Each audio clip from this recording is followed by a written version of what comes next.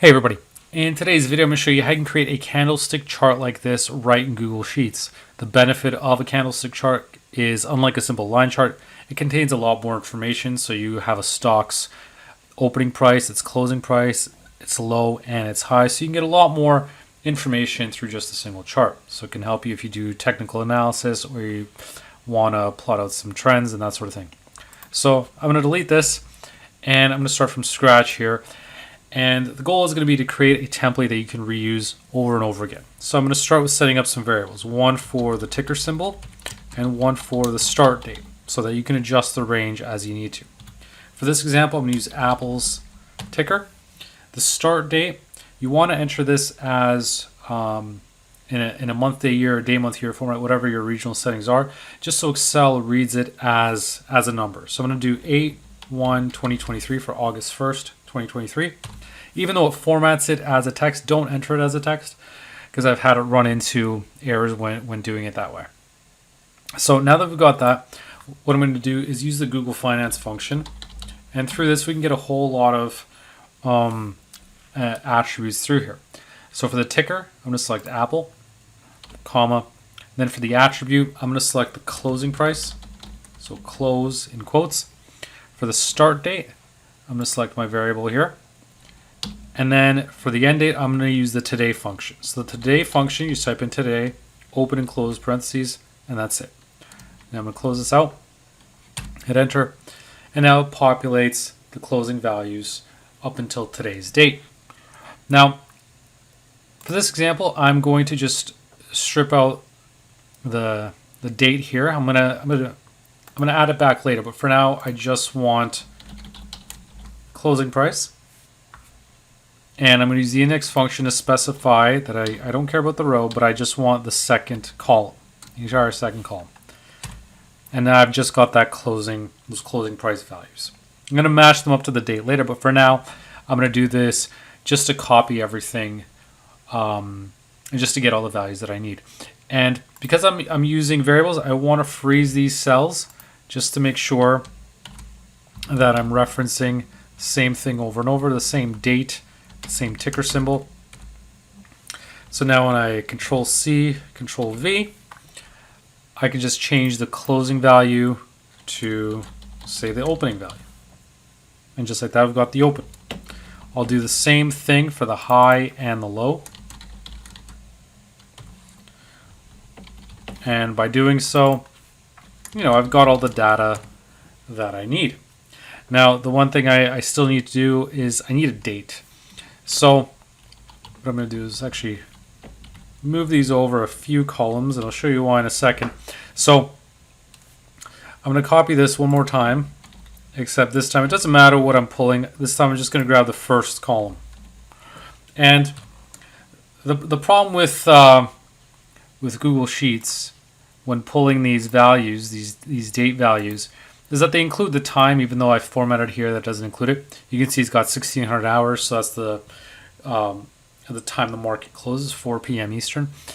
But for the candlestick chart to work, Google Sheets needs it to be in a text format. Now, before we move on, I just wanted to say that if you're finding today's video useful, don't forget to subscribe and turn on notifications. This way you won't miss any new videos, and periodically I'll release exclusive templates that are free only for a limited time. This is my way of giving back to my subscribers. So if you don't want to miss out, hit the subscribe button and turn on notifications. By doing so, you'll be among the first to know when I release a new Excel video. Now, let's jump back into our tutorial. So what I'm going to do is create another field here where I'm just going to call it text date, and I'm going to use the text function to select this number and format it as month, day, year. Copy that down, and actually I'm going to use an if function as well to say, okay, if it's a blank, ignore it. So if this is equal to blank, then leave it blank, otherwise take that. All right, say. And actually, I'm going to add a couple more Y's here just so it's got the full year in there. And now what I can do is copy this down. It goes straight to the end. And actually, I can make this go further down, however many rows you might need. The goal is so it's automatically going to fill that in case we go further back to July or June and want to cover more months. So you just need to copy that down. These formulas will automatically fill in go all the way down. But for this one, because I'm using a separate function that's relying on this, it's not going to necessarily know how far I need it to go. So that's why I'm using that if function to set it to blank if this is empty. So now that I've got my date, my close, my open, my high, my low, I've got everything I need to create my candlestick chart. So I'm going to go to Insert, Select Chart, and it's all the way at the bottom. If I go under the Setup, it defaulted to a line chart, but down here we've got the candlestick chart. So I'm going to select that, and the one thing that you need to make sure everything's in the right section. I've put these in a different form, in a different arrangement than Google Sheets expected. So I'm going to remove this and make sure that the low relates to the low, and it still did not do that. So let me just remove everything first, and let's try again. So let's use the low, close, and the high. So I'm not sure why it's not cooperating on this low value. Let me try one more time. And so interestingly enough,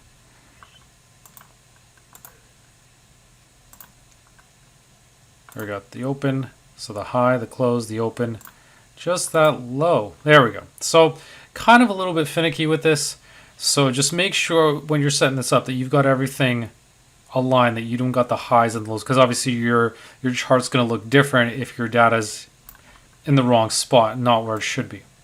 So the one thing right off the bat that I'm going to change is the scale of this chart, right? So Apple stock, is well above $100. So I'm going to double click on this scale here, just to set that minimum to, let's say, about $160. And there we go. Now my chart looks a whole lot better because now I can see a bit more of a progression. So you may need to just change that depending on the ticker symbol that you're using. If the price is a lot lower or a lot higher than that, you may just need to adjust the scale. And I can even change this to 170 even, just because it doesn't seem to go lower than that. There we go. So you can effectively magnify this and see more of a complete picture. So now to test out my template, what I'm going to do is change this date to, let's say, change it to July 1, 2023. Get a bit of a wider range. So you can see initially gave me that error, but it's expanded automatically to July, so no problem. Now let's use another stock. Let's use Alphabet. And this one I'm going to need to adjust because I know that scale is not going to work for Alphabet because we've got a different price range here. It tops out at about not even 140. So I'm just going to adjust the scale here. So if I clear this off, I'll see exactly where I can set this to a minimum. So I'm going to say at least $100 for the minimum. And actually, let's go to 110 even. You want to make the most of it. Even let's say 115 really. There we go. So we get a really good complete picture, and are able to plot it out and have all those values going on there. So that's how you can create the candlestick chart in Google Sheets. Now, one thing to note, I don't see a way to change the color coding of this. So this is these are the default settings. So what Google Sheets says is that if the closing value is more than the opening value, then the candle will be filled in. So for example, here we've got the closing value 120.56. That was more than the open. Again, here it was more than the open. Here as well, it was more than the open. So the first three values here, it closed higher than the opening. So the first three we see that it's filled in, and then it's hollow after that. And so that is how you can create a candlestick chart in Google Sheets. So if you want to, if you set up the variables correctly, you can change the tickers easily, change the dates, and then it's really just a matter of adjusting the scales potentially and the size of the chart to make it look make it fill out the page well, and so that it's easy to see. Thanks for watching today's video, and if you found it useful, don't forget to hit like and make sure to subscribe for more spreadsheet tips, tricks, and templates.